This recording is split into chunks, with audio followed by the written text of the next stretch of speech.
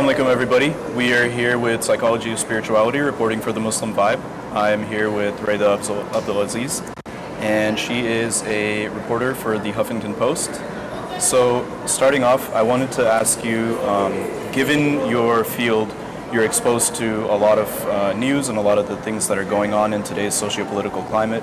What do you see as the future of the Muslim community in America and Islam in America? We currently, the Muslim community specifically, is going through a really interesting time here in the States. And I say that because of the political situation that's happening. Yeah. We have an interesting administration, to say the least, and also because of the state of Islamophobia in the U.S. The state of Islamophobia is at an all-time high. We see things like hate crimes, vandalism on masajids, verbal assaults, specifically against Muslim women, has increased steadily since 2014, the most being in 2017. So anti-Muslim sentiment documented by CARE in 2017 was the highest than it's ever been. Wow. And people say, post-2001 was a really awful time for Muslims, so saying that now is the worst is worrisome. Yeah. But what has been so fascinating to see is that the levels of civic engagement that's happening in the Muslim community is also at an all-time high. Awesome. There's something called the Muslim Blue Wave, where there has been an unprecedented amount of Muslims running for office, almost 100 folks, Wow. whether it's local government or higher levels of government. We've seen within recent weeks the wins of 2 Muslim women. Yeah. And so it's been pretty exciting to see. So having both of those happening at the same time, I think, gives me hope as a reporter, someone who's been documenting this for a while. But at the same time, I think we have some ways to go. Great. So what role do you see the media playing in that increase in Islamophobia, but also increase in Muslim engagement? I think the media is at a super critical time in terms of really taking a look at how do we cover the Muslim community and how are we covering minority communities as a whole. Yeah. And I think the biggest aspect of that is asking ourselves, who are the people covering Muslim issues and what is that framing and what does that look like? The Muslim community has been traumatized by the media for a really long time. There has been studies that have proven that coverage of Muslims have been overwhelmingly negative, and that fair and positive stories of Muslims are almost non-existent.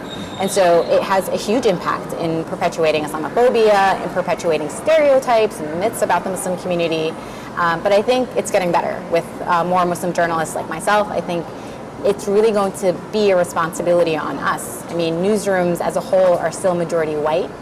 They're majority male. But when you look at the overall U.S. population, more of the third of the country is actually minority. So when we get more journalists of color, and specifically more Muslim journalists, I think that coverage is going to get better, and that's going to have a huge effect on the Muslim community. Great. And that probably would help with the negative coverage and kind of turning that tide, having Muslims being able to represent themselves. What are some other ways that we as Muslims can combat those negative stereotypes? Muslims need to get involved. I mean, we are a super active community. Our faith and Muslims are the most charitable in the world. And I think stories like that just really need to be amplified. Yeah. So civic engagement is important, being in touch with local community members.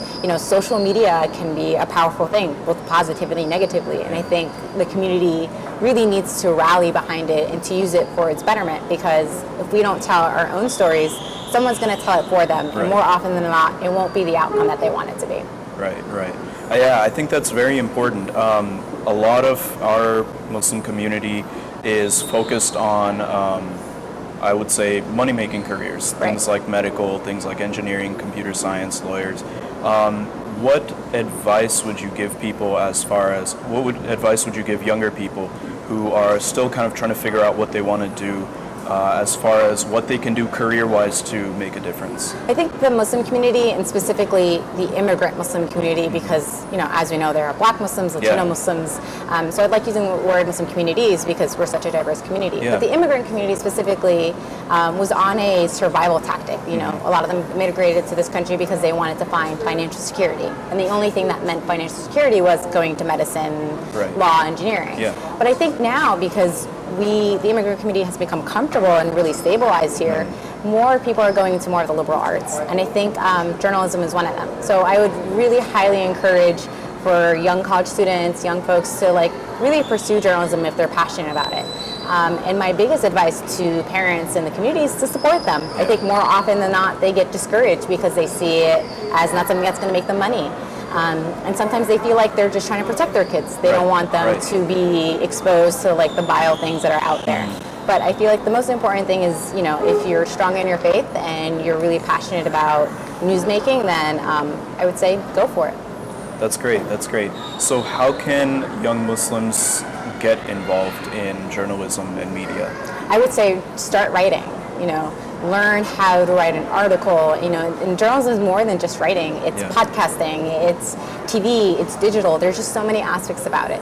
So I'd say see where your passions are or try all of them. And reach out to local news organizations, volunteer, ask a journalist to mentor you. Just really putting yourself out there is most important. The more experience that you have, the easier all of this will become. Great, great. So I guess finishing up, what are your you gave us some advice, but what are your kind of last pieces of advice for our viewers? I guess my last piece of advice for the viewers is that journalism is a tough industry. It's a thankless industry, and it's one where there are not that many journalists of color, but it's one that if you are persistent at it and you pursue it, it's one that you can actually see an impact and see a change. And I think that's a beautiful thing, and it's a powerful thing, and that anyone can get involved as long as you're persistent enough and reach out to local journalists in your area. I'm sure many of them, like myself, will be happy to help out. Great. Thank you very much. Thanks for having me. Assalamu alaikum.